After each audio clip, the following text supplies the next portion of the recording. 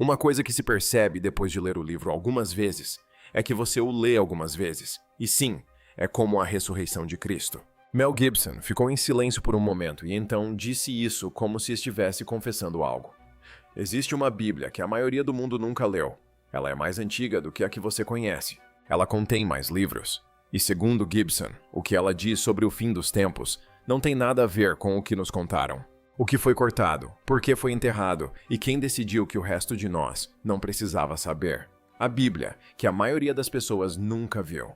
Você está em outro lugar. Você está em outro reino. Sabe, você precisa ir para o inferno. Você precisa ir para o Sheol. Quando Mel Gibson começou a falar publicamente sobre a Bíblia etíope, a maioria das pessoas presumiu que era uma celebridade, se aventurando em território marginal. Mas os estudiosos que realmente estudam esses textos tiveram uma reação diferente. Eles não ficaram surpresos. Ficaram aliviados por alguém finalmente estar prestando atenção. Eis o que ninguém está dizendo em voz alta. A Bíblia, que a maior parte do mundo ocidental considera completa, com 66 livros fixos e definitivos, não é a única versão que sobreviveu. A Igreja Ortodoxa Etíope preserva uma Bíblia com mais de 80 livros. Essa não é uma variação pequena. Trata-se de um universo bíblico fundamentalmente diferente. Entre esses textos adicionais, encontram-se escritos que outrora circularam amplamente nas primeiras comunidades cristãs, antes de desaparecerem da tradição ocidental. O livro de Enoque, o livro dos Jubileus, o livro da Aliança, a Didascalia. Não são documentos marginais nem mitos. São escritos antigos que milhares de cristãos primitivos trataram como sagrados, até que homens poderosos em Roma decidiram que eram perigosos demais para serem preservados. A Etiópia, mesmo assim, os guardou.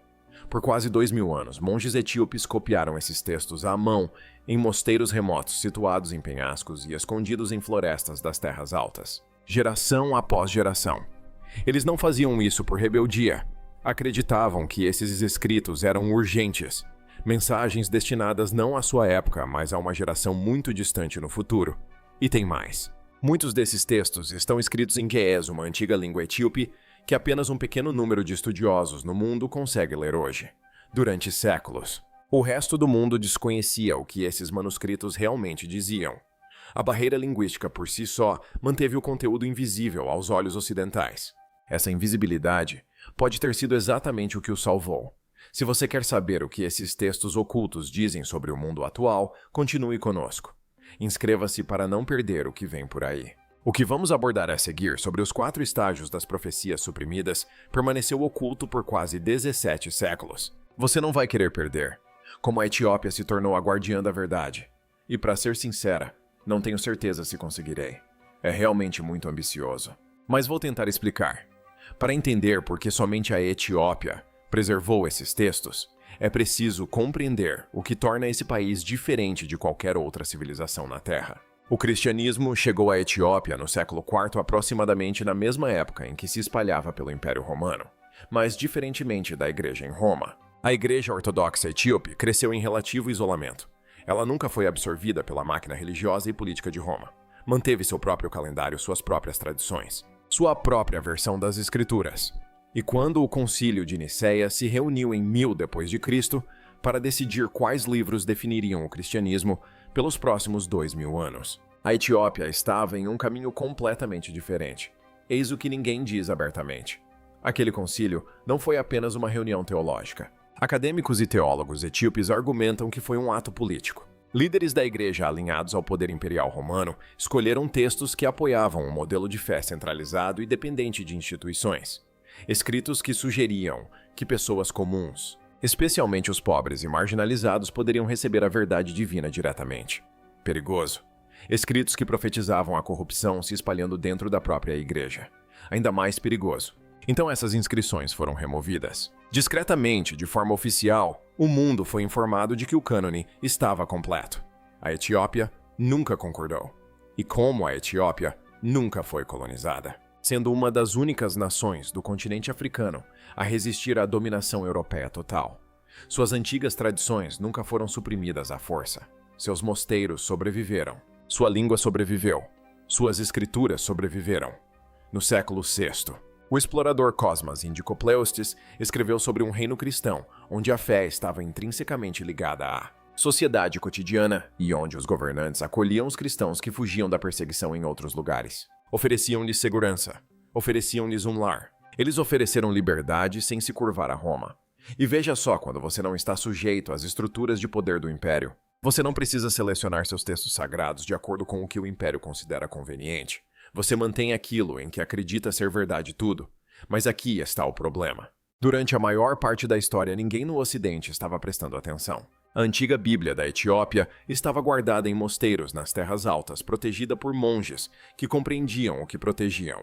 Foi somente na Era Moderna que os pesquisadores começaram a se dedicar seriamente a esses textos e a entender o que havia permanecido oculto à vista de todos por 2 milênios. Mas o que esses textos realmente dizem sobre a era final da humanidade é a parte que deixa as pessoas perplexas.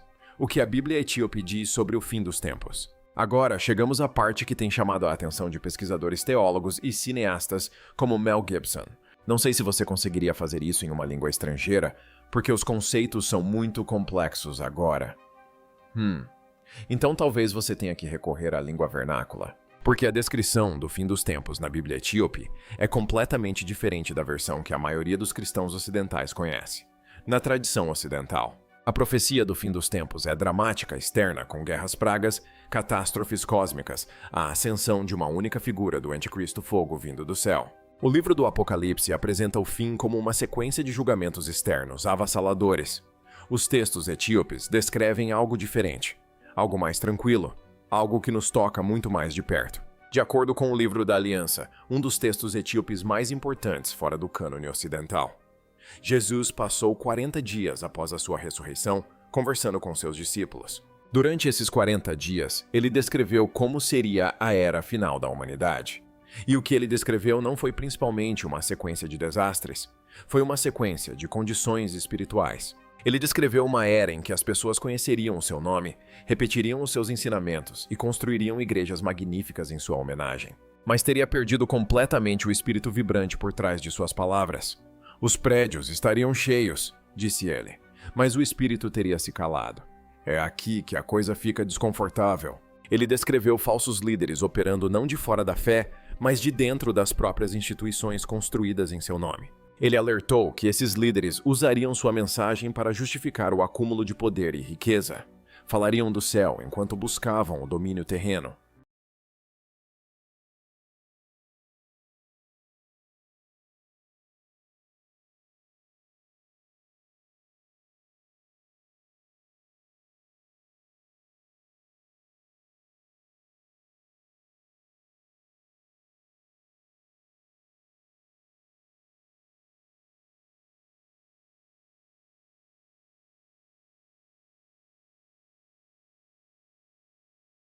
Quando seus ensinamentos foram usados para silenciar o sofrimento e proteger os poderosos, ele disse que era um sinal de que a humanidade estava se aproximando de um limiar perigoso. Então, ele se voltou para o mundo natural, terremotos, cheias estranhos, sinais no céu, que deixariam até mesmo os mais sábios perplexos. Mas sua abordagem foi cuidadosa. Esses eventos não eram punições, eram sinais. Como as primeiras contrações antes de um parto. A própria Terra reagiria ao que estava por vir. E então veio um aviso que faz os leitores modernos empalidecerem. Ele disse que o que se devia temer não era o tremor de terra. O que se devia temer era o momento em que os corações humanos se tornassem tão frios que nada mais os comovesse. Ele chamou isso de o grande silêncio. E o que os textos etíopes dizem que acontece durante esse silêncio é o que vamos abordar a seguir. Os 4 estágios da era final. É quase como um truque de mágica em certo sentido. É uma distração. É obscurecer isto. Mostrar aquilo. Quando Mel Gibson falou sobre a Bíblia Etíope, esta é a parte que, segundo os pesquisadores, o deixou abalado, porque entre as passagens mais impressionantes de toda a coleção está uma estrutura que Jesus usa para descrever a era final, em 4 estágios distintos. Estudiosos que analisaram esses manuscritos afirmam que essa estrutura não encontra equivalente em nenhum lugar do cânone bíblico ocidental. Ela começa lentamente, quase imperceptivelmente. O primeiro estágio é chamado de Era do Esquecimento. É quando a humanidade gradualmente para de buscar a deriva. As pessoas param de fazer perguntas profundas, param de contemplar o silêncio. A verdade se torna inconveniente, e a inconveniência se torna uma razão para não procurar. Sem explosão, sem anúncio, apenas um desvanecimento silencioso. O segundo estágio é a era do espetáculo. É essa parte que mantém os pesquisadores acordados. Ruído e entretenimento substituem a sabedoria. A capacidade de pensamento profundo é afogada em estímulos constantes. As pessoas se tornam especialistas em se distrair e estranhas à quietude. O texto descreve isso não apenas como uma falha cultural, mas como uma emergência espiritual. Uma civilização perdendo a capacidade de ouvir qualquer coisa mais silenciosa do que a voz mais alta na sala. Soa familiar. O terceiro estágio é a era do falso pastor. Aqui os textos se tornam desconfortavelmente específicos. Líderes corruptos se apropriam do nome de Deus e o usam como arma. Esses falsos pastores não vêm de fora da fé. Eles surgem de dentro dela. Eles falam a linguagem do sagrado enquanto buscam as recompensas do secular. Jesus os descreve como as figuras mais perigosas de toda a profecia, porque são as mais difíceis de reconhecer. E então vem o quarto estágio, aquele que faz os estudiosos empalidecerem. É chamado de o grande silêncio.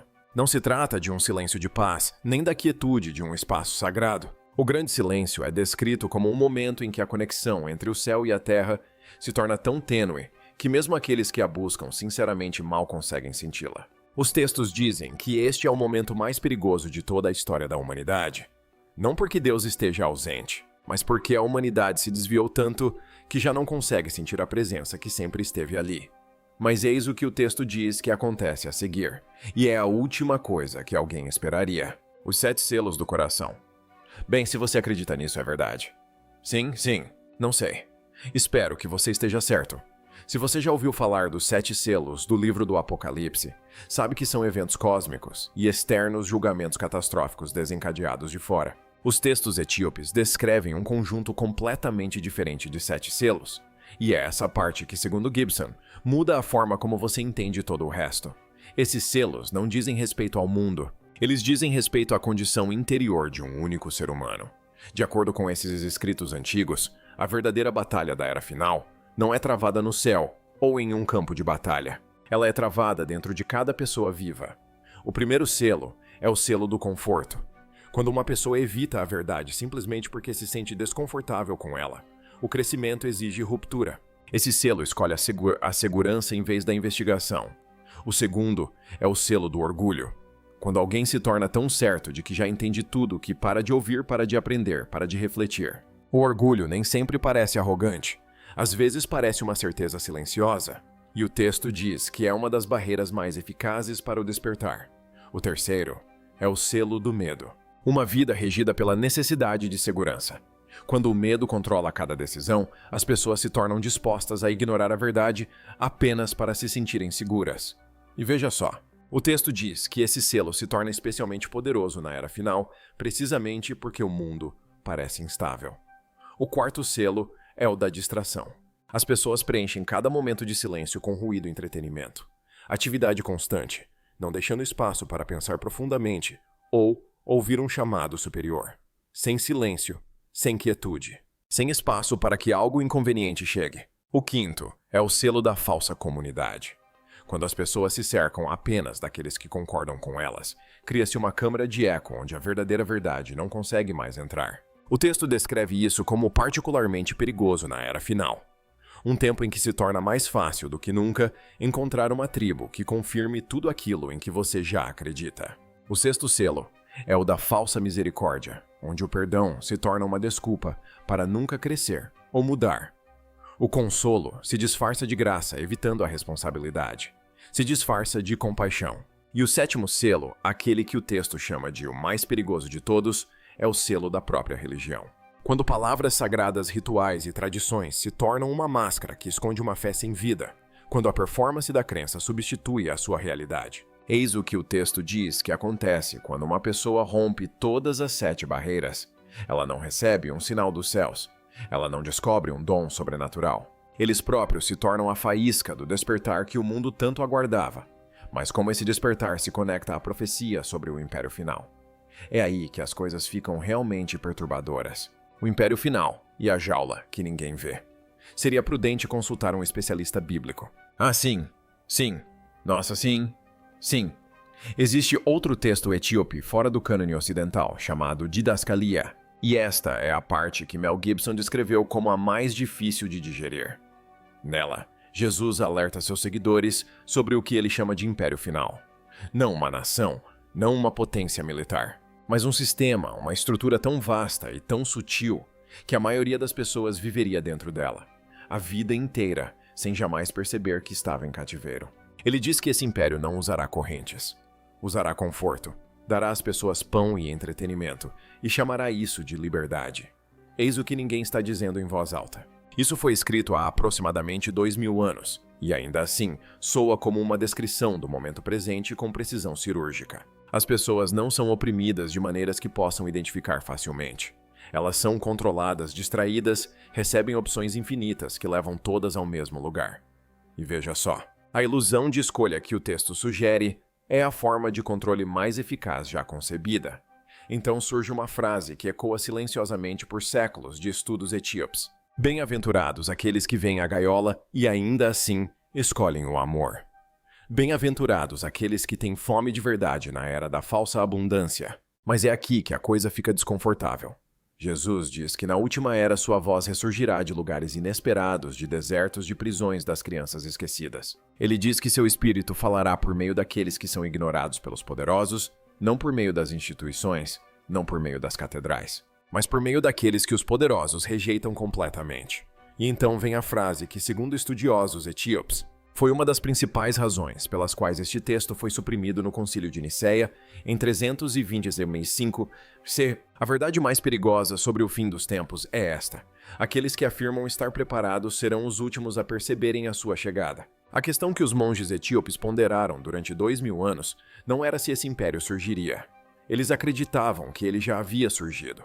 A questão era se ainda haveria alguém capaz de enxergá-lo. E mesmo assim, escolheram um caminho diferente. Essa resposta se encontra na profecia que eles guardaram com o maior cuidado. A profecia da testemunha final. Isso está em discussão agora com você. Sim, está. Estou pensando que este é o capítulo ao qual os comentários de Mel Gibson se referiram mais diretamente. E é aquele que os estudiosos etíopes dizem ter sido suprimido mais deliberadamente. De acordo com os manuscritos mais antigos preservados em mosteiros etíopes antes de Jesus ascender aos céus, ele deu aos seus discípulos algo que a Igreja Ocidental omitiu completamente: uma profecia final, uma visão completa e específica do mundo em seus últimos dias. Os estudiosos etíopes se referem a isso como a profecia da testemunha final. E o que ela nomeia como a testemunha final não é o que ninguém esperava. Não é um anjo, não é um evento cósmico, não é um sinal sobrenatural visível a todos. A testemunha final, Jesus diz aos seus discípulos, é uma geração. Pessoas comuns que se levantarão na mais profunda escuridão dos últimos dias e se recusarão a ficar em silêncio. Ele diz aos seus discípulos que essa geração não será bem-vinda pelos poderosos. Eles serão ridicularizados, silenciados e apagados das plataformas e púlpitos de sua época. Mas suas vozes serão ouvidas onde realmente importa, não em arenas ou telas, mas nos corações das pessoas que estão prontas para ouvi-las. E então não temam se eles silenciarem a sua voz. A verdade não precisa de microfone. Eis a questão: teólogos etíopes argumentam que a supressão dessa profecia em Nicéia em 325 d.C. não foi acidental, foi deliberada. Uma profecia que dizia que os falsos profetas mais perigosos do fim dos tempos usariam cruzes e construiriam catedrais era ameaçadora demais para uma igreja que estava em processo de construção de suas próprias catedrais e de acumulação de poder. Assim, essas palavras foram enterradas, e monges silenciosos em mosteiros das terras altas da Etiópia continuaram a copiá-las à luz de lamparinas geração após geração, aguardando o momento em que o mundo estaria pronto para ouvir o que havia sido suprimido. Esse momento, segundo muitos que estudaram esses textos atentamente, pode já ter chegado. Por que isso importa agora? Gibson não é teólogo. Ele não é historiador, mas passou anos imerso no cristianismo primitivo enquanto produzia A Paixão de Cristo. E o que ele encontrou na tradição etíope claramente o marcou. Quando começou a falar publicamente sobre a descrição do fim dos tempos, na Bíblia etíope, a reação não foi de risos, mas sim de uma onda de pessoas perguntando: por que não ouvimos isso antes? A resposta não é misteriosa, é intencional. O Dr. Ephraim Isaac, um dos maiores estudiosos de textos religiosos etíopes e tradutor do livro de Enoch, livro descreveu esses escritos como contendo uma consciência profética, diferente de tudo o que existe no cânone ocidental. Ele e outros estudiosos etíopes apontam para a perspectiva interior do fim dos tempos como a diferença fundamental. Esta não é uma profecia sobre eventos externos que acontecem a pessoas passivas. É uma profecia sobre uma condição espiritual que se desdobra dentro de cada coração humano individual e coletivamente simultaneamente. E veja só, essa distinção muda tudo. Se o fim dos tempos for primordialmente uma catástrofe externa, você espera, observa, sobrevive ou não. Mas se o fim dos tempos é primordialmente uma condição espiritual, algo que se desenrola dentro das comunidades, dentro das instituições, dentro dos indivíduos, então cada pessoa que assiste a isto já está no meio disso agora hoje. Os textos etíopes descrevem uma era do esquecimento, uma era do espetáculo, uma era de falsos pastores e um grande silêncio. Leia essa lista lentamente e depois olhe ao redor. Essas não são profecias vagas que poderiam se aplicar a qualquer época. Elas são específicas o suficiente para que os pesquisadores que as estudam descrevam uma sensação de reconhecimento, que, segundo a maioria dos relatos, é profundamente perturbadora. Não é perturbador como um filme de terror, mas sim como compreender algo que você pressente há anos, mas não consegue nomear. A Bíblia etíope não termina sua profecia em desespero. Ela termina como uma promessa que atravessa a escuridão. Jesus diz: o fim não é o fim da vida, é o fim da mentira. Ele promete que aqueles que escolheram o amor e a verdade, mesmo quando o mundo inteiro escolheu o conforto e o poder, não se perderão. Ele diz que serão reconhecidos por suas cicatrizes, não por suas coroas. Por 2000 anos. A Etiópia guardou essas palavras. Monges com as mãos manchadas de tinta copiavam antigas letras ge'ez à luz de lamparinas, convictos de que um dia uma geração chegaria pronta para ouvir o que havia sido preservado para ela. Talvez essa geração seja a que está assistindo agora. Se isso despertar algo em você, clique em gostei e inscreva-se. Há muito mais história enterrada para explorar e estamos apenas começando.